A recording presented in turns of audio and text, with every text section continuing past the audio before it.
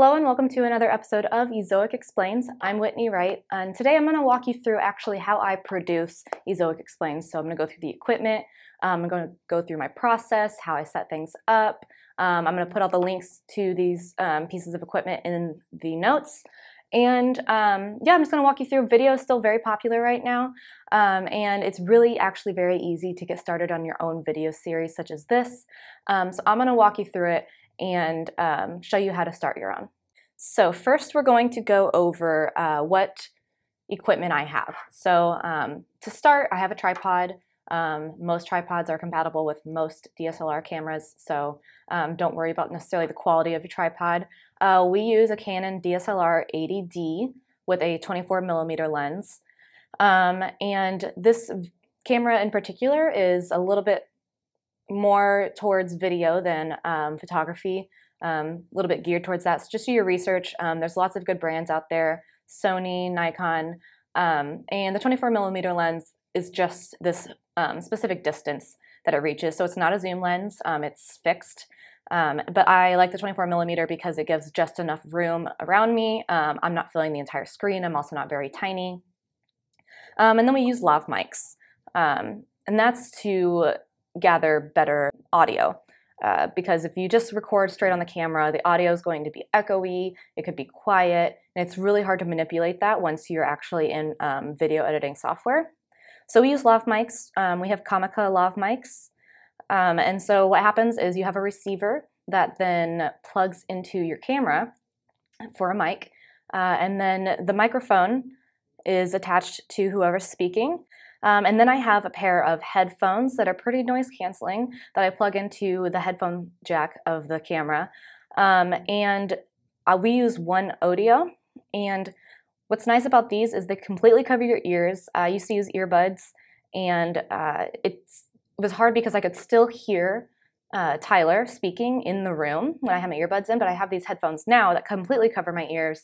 So it's a lot easier to hear just the audio quality and the audio from his actual microphone rather than it echoing off the walls and me trying to guess how his audio is based on the room and then also the microphone.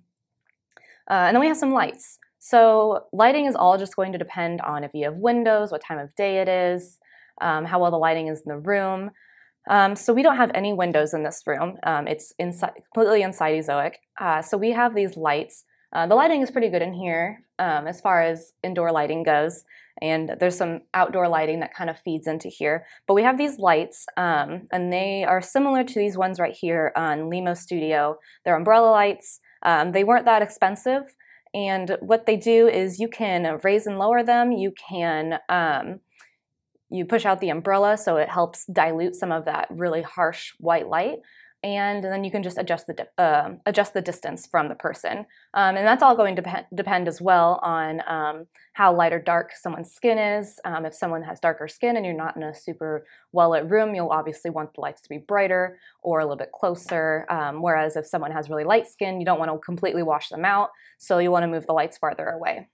So for our video, since it's informational, we like to keep the background kind of simple. We have this big step and repeat behind me that we also use for events. You don't need something this grandesque. You can just have a plain white wall. I've done some headshots of some people in the office here. We have a wood wall that I've done those against.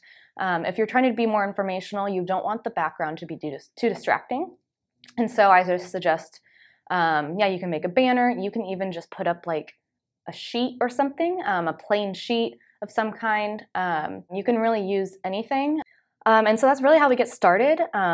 We just record. A lot of times we'll also be screen recording the B-roll, so it's not just Tyler's face on the screen or my face on the screen the whole 7 to 8 minutes.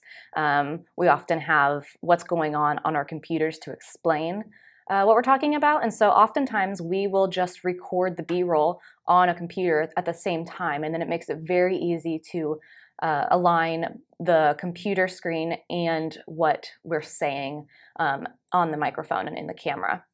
And that makes it super easy when you then go into Final Cut. And that's what I use. There's lots of video editing software. Premiere is also really popular, Adobe Premiere, and I love Adobe products, but I think Final Cut's a little bit more intuitive. but I think it's more limited in a lot of ways than Premiere. And so it's really just depending on how deep you want to get into video editing and how complicated you want your videos to be. I also found Premiere to slow down my computer quite a bit. And since this video series isn't particularly intricate, it's Final Cut completely does the job for me, and it doesn't slow down my computer too much because I use a MacBook. So once you have your footage and your B-roll, whatever you want to use, I then go into Final Cut. I often have an image that I keep that's called just my black image. And that's because a lot of times there's a transition for a video to the next video that you can put in, like a cross dissolve or a fade, but it doesn't completely fade to black before moving on to the next video. It just cross fades in between the two videos.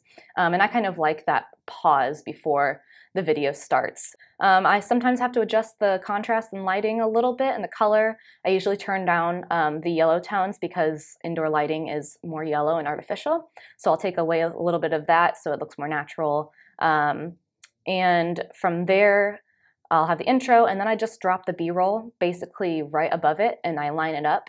And then I just detach the audio from the B-roll and delete it because I don't need it once it's all lined up. And then I just do some crossfades on either one so the transition's a little less jarring. And then at the very end, I basically just copy and paste the intro section with the black and the Ezoic Explains intro, and I just paste it into the outro.